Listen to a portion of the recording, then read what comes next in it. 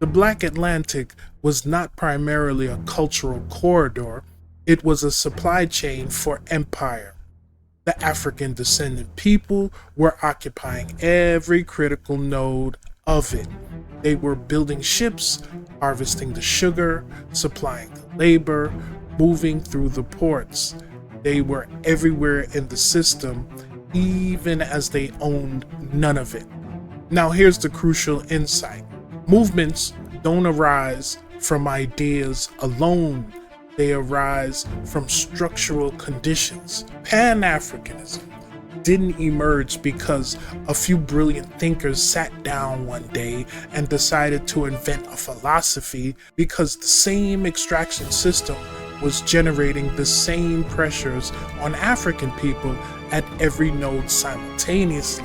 The enslaved person in Mississippi and the free black merchant in Boston and the coastal trader in Freetown and the intellectual in London were all contending with different faces of the same machine. Afrodescendant Ali, yeah, we writing history. Afrodescendant Ali for the whole world to see. Oh yeah. Peace, everybody. Welcome back to Afrodescendant Ali. I want you to lean in on this one, because what we're about to unpack is not just history, it's a strategic map. It tells you not only where we've been, but why the world looks the way it does right now, and what the tradition we're discussing means for us going forward. Today, I'm going deep into the powerful section from a Dr. Umar Johnson interview on the It's Up There podcast with Loon.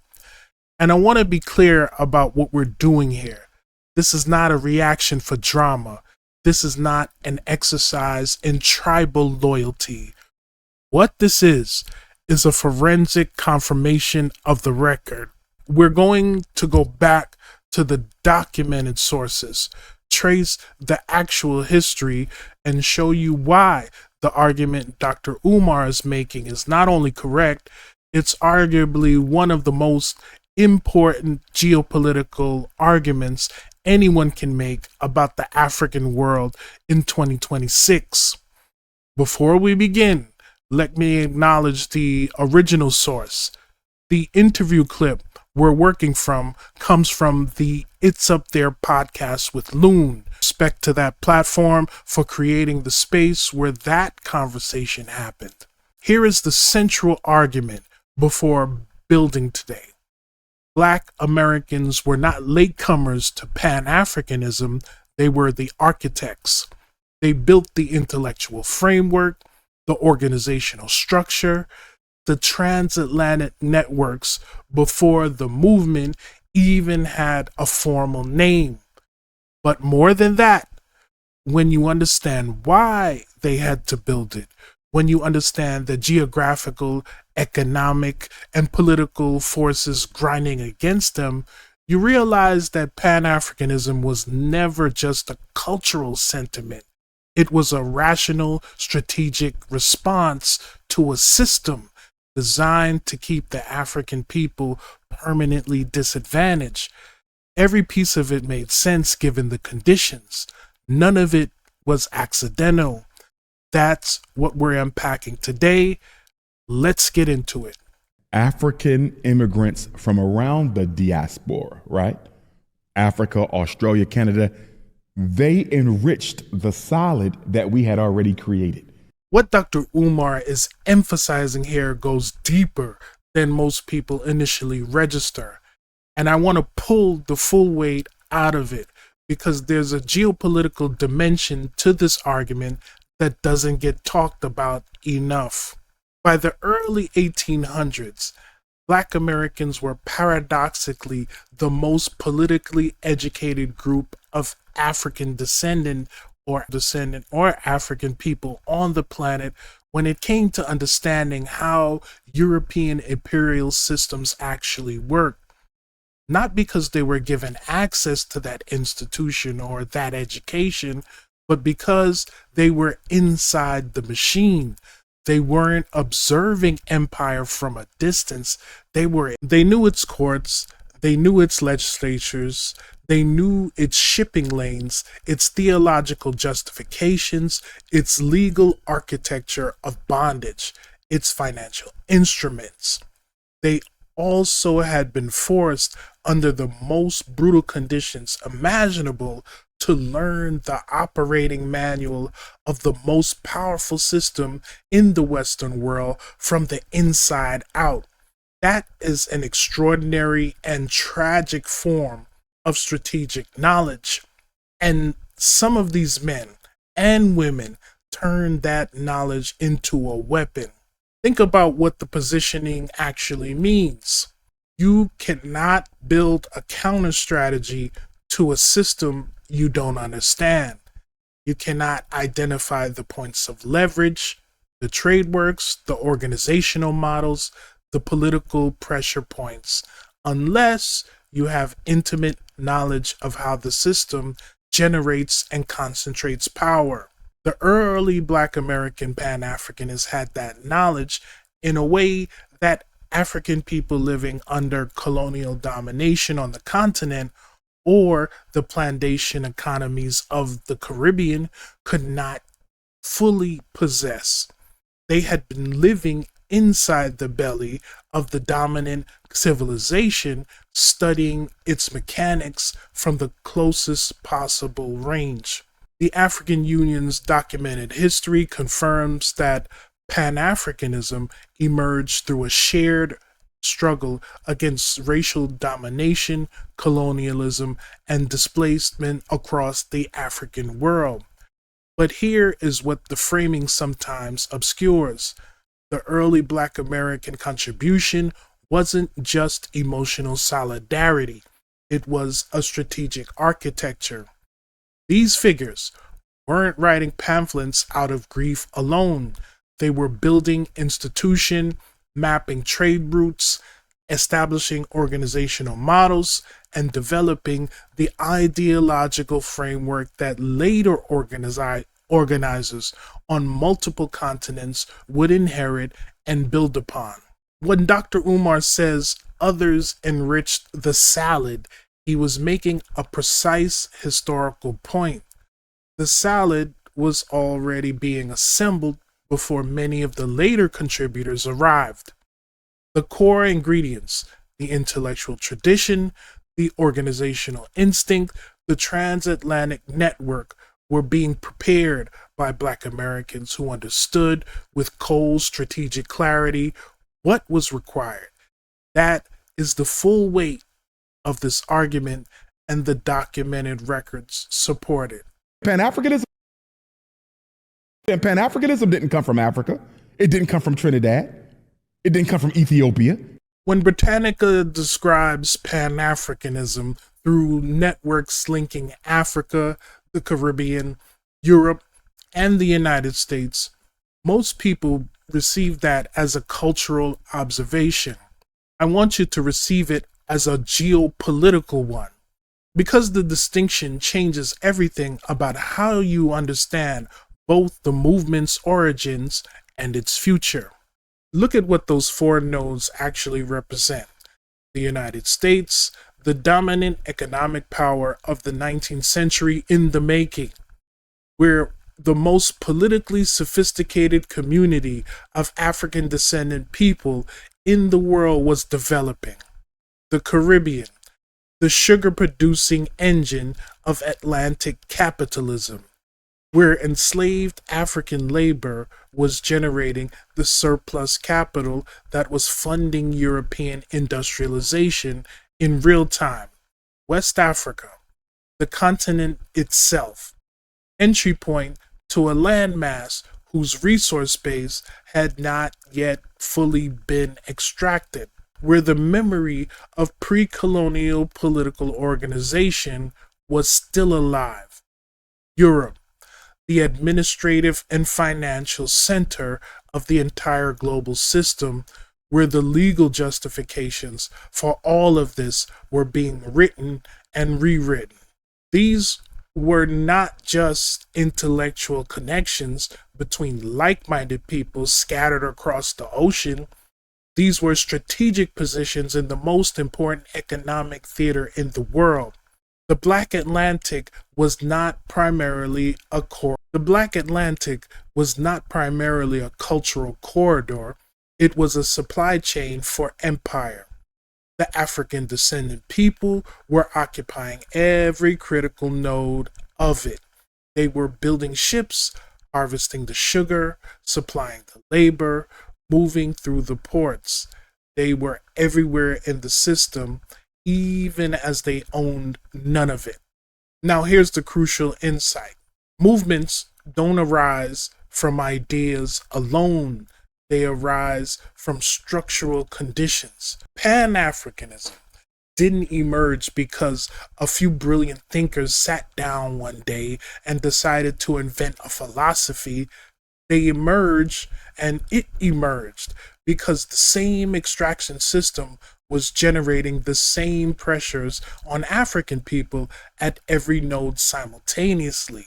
The enslaved person in Mississippi and the free black merchant in Boston and the coastal trader in Freetown and the intellectual in London were all contending with different faces of the same machine. Pan-Africanism was the collective recognition that the machine had to be understood and resisted as a whole, not just piecemeal, not locally, not by any one community alone. That is why Britannica's description of a network spanning 4 regions is so important. It tells you that Pan-Africanism was structurally inevitable. Given the global reach of the system it was responding to, it had to become a global movement. Given the global reach of the system it was responding to, it had to become a global movement. Any purely local response would simply be absorbed or crushed by the larger architecture. The vision of Dr. Umar's argument that Black Americans were the early architects of that global response makes complete sense when you understand the geopolitical position they occupied. They were at the center of the most powerful node in the network, and some of them knew it. The first Pan-Africanist was Paul Cuffe, right here in Massachusetts in the United States. Paul Cuffe is one of the most important and underappreciated figures in the entire Pan-African tradition, and I want to explain precisely why, through a geopolitical lens that most historical accounts don't apply to him. Britannica identifies Cuffe as a Black American merchant, ship owner, and Pan-Africanist who worked to connect Black freedom struggles in the United States with Africa, particularly through Sierra Leone. That description is accurate, but radically understates what he was actually doing. So let me fill it in. Cuffe was, by the early 19th century, one of the wealthiest men in the United States, of any race. He had built a shipping empire with multiple vessels. He controlled Atlantic trade routes. He negotiated directly with the British African Institute. He petitioned President James Madison during the War of 1812 for relaxation of commercial restrictions that were blocking his Sierra Leone work. He traveled to Sierra Leone, he traveled to London, he held meetings with government officials, abolitionists, and African community leaders across 3 continents. Now picture in your mind, and then remember that he was doing all of this as a Black man in early 19th century America, in a country that did not recognize his citizenship, in a world where the most powerful empires were built on the exploitation of his people. What Cuffe understood at a level that most of his contemporaries of any background did not was that the economic power without geographic leverage is unstable. He was not content to simply be wealthy inside American commerce. he understood without a sovereign African-controlled commercial base, a node in the global trade network that African people owned and managed themselves. Black wealth in America would always be subject to legislative confiscation, social exclusion, or financial sabotage by the dominant system. One change in the law, one economic depression, one political backlash, and it'll all be swept away. Which, of course, exactly what history repeatedly demonstrated. So Cuffe was trying to build what we would call today a second center of economic gravity, a West African commercial hub connected by shipping routes to the Black Atlantic diaspora. That would give African descendant people a permanent foothold in the global trade system, one that could not simply be voted away by a hostile Congress or seized by a hostile court. He was thinking in terms of durable strategic architecture, not short-term opportunity. He was thinking like a nation builder at a time when no nation existed to build.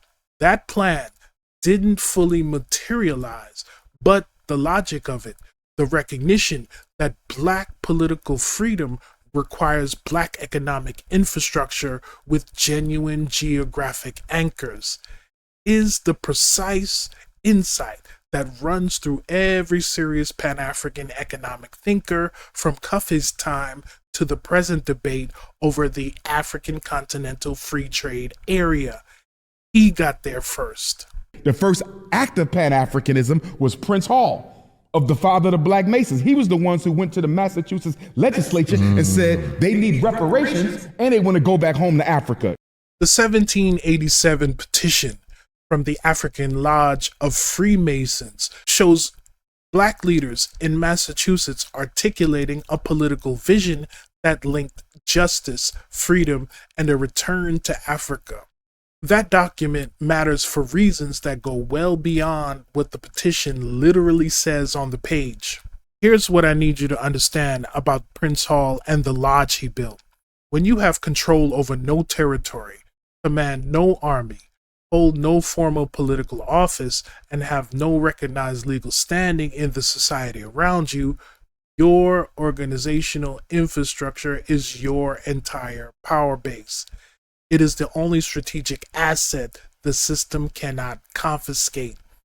It lives in relationships, in mutual obligation, in shared information, in the discipline of people who know when to act and when to wait. It compounds over time, the same way financial capital compounds. Each new member, each new lodge, each new generation trained in the tradition adds to the structural strength of the network. Prince Hall was building exactly that kind of asset. The African Lodge was not a social club. It was a parallel institutional architecture for people being systematically excluded from all other institutions. The lodges function simultaneously as legal support networks, mutual aid systems, information exchange channels, political planning cells, and educational institutions, all organized under the legal cover of fraternal association, which gave them a degree of protection from the most direct forms of suppression. What makes this particularly remarkable from a strategic standpoint is that Hall was not copying a model that existed for people in his situation. He was adapting available forms, Masonic tradition, the organizational conventions of his time, and bending them to serve a purpose those forms had never been designed for. That is original strategic thinking under conditions of extreme constraint. The ability to improvise sophisticated institutional responses when you have almost no resources and the surrounding system is actively hostile to your survival. That is a form of strategic genius that deserves the same recognition we give to military commanders and political philosophers. The 1787 petition is the documentary evidence of what that genius produced, a written political vision formally expressed connecting Black American freedom struggles to Africa before the term Pan-Africanism even existed, organized through an institution that Hall built from nothing. That's the full weight of what Dr. Umar is pointing to here. Henry Highland Garnet was the first Black leader to give a speech to the U.S. Congress. Henry Highland Garnet becoming the first African American to speak in the United States House chamber in 1865 is documented by the House historian, and it matters geopolitically in a way that goes beyond the symbolic significance most accounts assign to it. Institutions are not just buildings or bureaucracies, they are legitimacy generating machines. When you speak from within a powerful institution, you borrow its authority.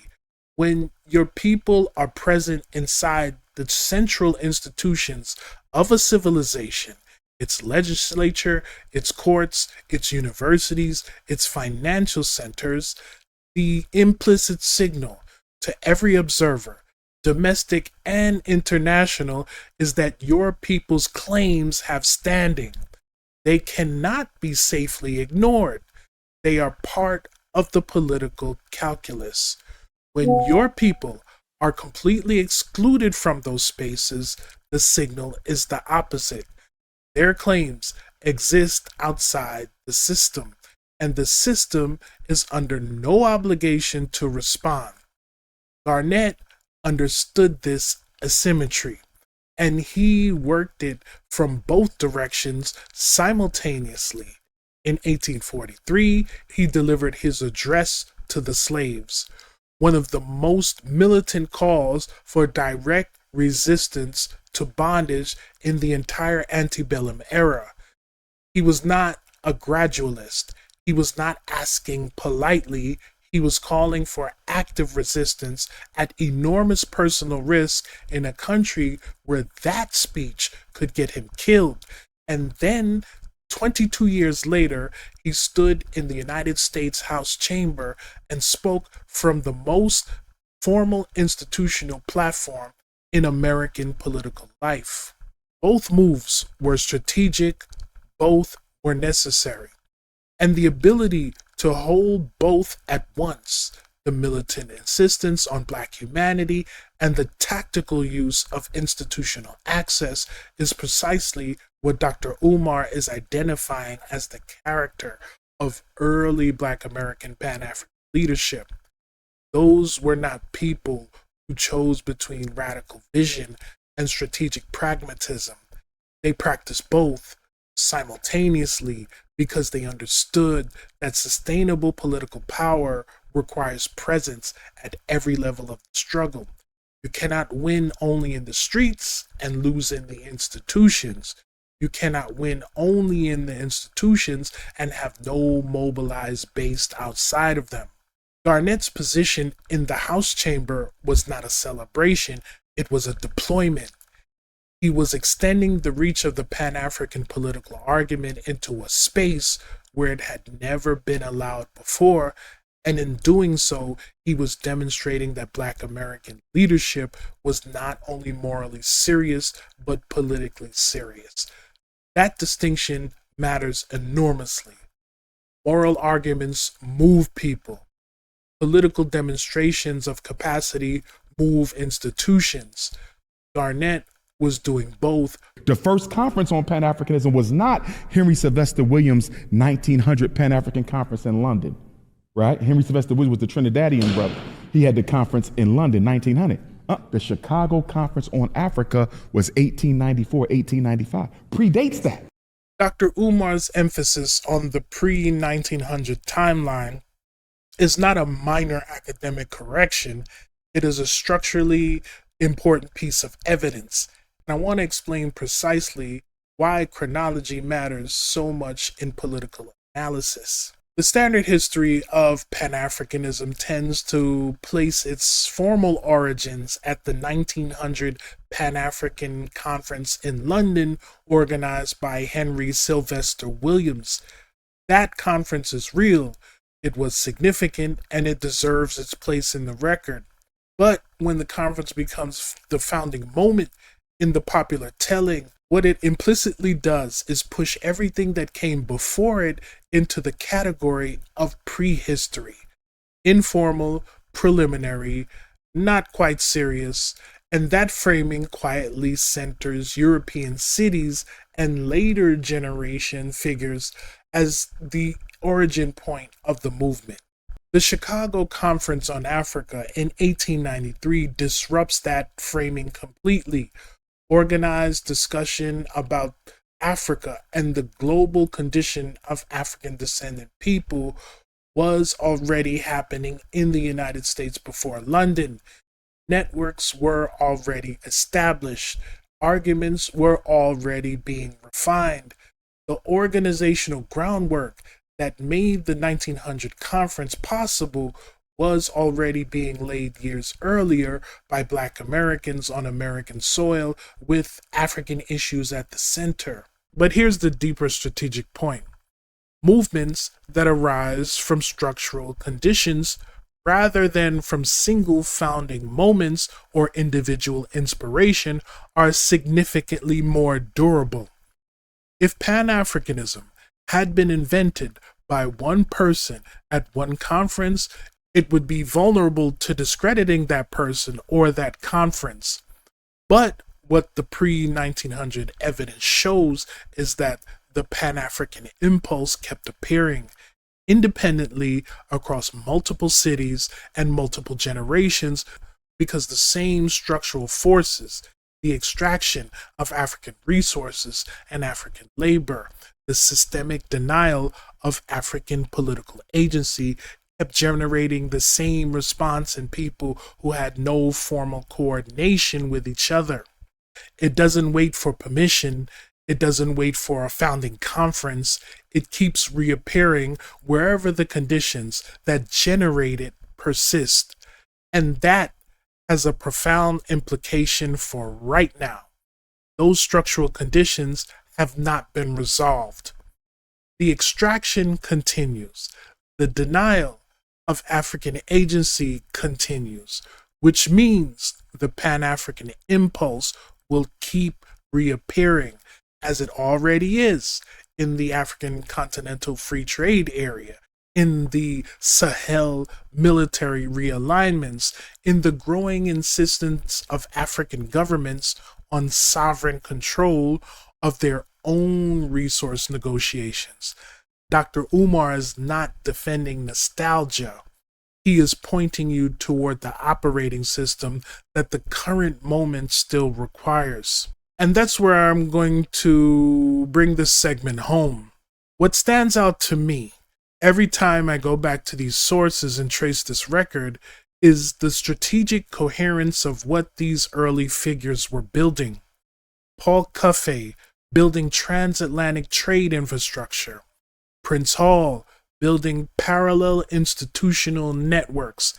Henry Highland Garnet operating simultaneously in militant resistance and formal political institutions. The Chicago Conference organizers building intellectual and organizational groundwork years before London. None of this was reactive. None of this was accidental. These were people who looked at the world clearly, understood the forces operating against them with precision, and built the most sophisticated possible response with the tools they had. The tradition they built is not a museum piece. It is a living framework that the current moment, with all its factors, new technologies, and new geopolitical alignments, still demand. Massive respect to the original source, the It's Up There podcast with Loon, for the interview that sparked this discussion. If this kind of deep historical strategic work resonates with you, stay locked in with Afrodescendant Ali. We build these conversations with receipts, context, and the long view. Much respect to everybody. I'll see you on the next one.